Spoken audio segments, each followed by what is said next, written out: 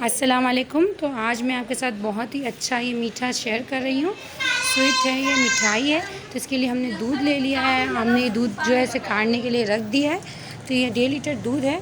इसे हमने पका के जब आधा हो गया है तो हम इसमें ऐड कर रहे हैं थोड़ा थोड़ा नींबू का जूस, क्योंकि हमें इसे फाड़ना है। और आपका दूध अगर गर्मी से किसी वजह से फट गया है तो टेंशन की बात ही नहीं है। आप जल्दी से बस ये मीठा तैयार कर लें।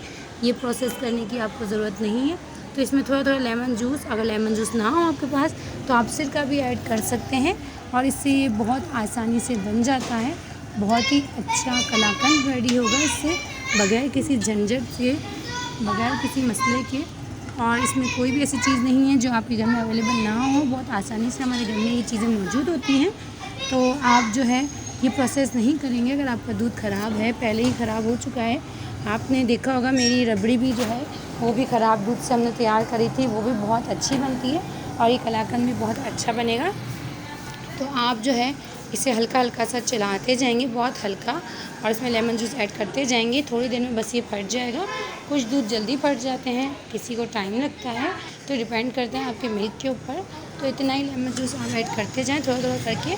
अब आप देख सकते हैं कि पानी अलग हो गया है हमारा दूध में से, और छेना जो हमारे पास होता है उसका दूध का एक गाढ़ा जो हमारे पास गट्ठे हैं वो अलग हो गए। अब आप इसे ड्राई भी कर सकते हैं तेज़ आंच करके, या आप चाहें तो इसे निकाल भी सकते हैं। एक कप में निकाल लीजिए पानी।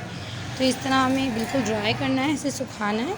थोड़ा सा इलायची ऑप्शनल है, अगर कलाकंद में आपको पसंद है तो आप डाल सकते हैं इलायची पाउडर। चीनी आप अपने टेस्ट के हिसाब से डालें। अगर आपको ज़्यादा कलाकंद मीठा पसंद है तो आप ज़्यादा डाल दीजिए, और अगर कम पसंद है तो कम डालिए। मैंने 4 बड़े चम्मच चीनी के इसमें ऐड कर दिए हैं। बिल्कुल इसे सुखाना है, बिल्कुल हमें ड्राई करना है, इसमें पानी नहीं होना चाहिए। तो हम इसे मुसलसल चम्मच चलाते रहेंगे। अब हमें इसे छोड़ना नहीं है क्योंकि इसमें पानी बहुत कम है। तो इसलिए हमें इसे फ्लेम को हमने दरमियानी आंच पे किया है, नॉर्मल फ्लेम पे रखकर इसे अच्छी तरीके से ड्राई करना है। आप देखेंगे बिल्कुल जो है इसी पोजीशन पे आ गया है। दूसरी तरफ हमने एक बर्तन जो है वो ले लिया है। पहले से ही अपनी प्रिपरेशन तैयारी करके रख लें, क्योंकि फ़ौरन हमें ये अमल करना होता है। इसे सेट करने के लिए किसी बर्तन में डालना होता है। तो यहाँ हमने आप जो है 2 टीस्पून भर के मक्खन या घी ऐड कर सकते हैं। मैंने मक्खन लिया है, और देसी घी हो तो बहुत ही अच्छी बात है।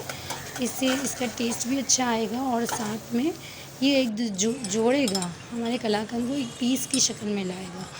हमने जिस डिश में इसे निकालना है उस पर आप ग्रीस कर लीजिए अच्छी तरीके से, और ये सारा बैटर इसमें शामिल कर दें। और इसे बहुत अच्छी तरीके से आप सेट कर दें, लेवल कर दें। चाहें तो ऊपर से आप बादाम छिड़क सकते हैं, लेकिन मेरे बच्चों को नहीं पसंद, बादाम मुँह में आते तो वो नहीं खाते, तो मैंने ऐड नहीं किया। आप बादाम या पत्ते कुछ भी पसंद हो तो आप इसमें ऐड कर सकते हैं, ऊपर से भी छिड़क सकते हैं। तो बहुत अच्छे से आप सेट करेंगे, और सेट करने के बाद इसे 4 से 5 घंटे आप रख दें।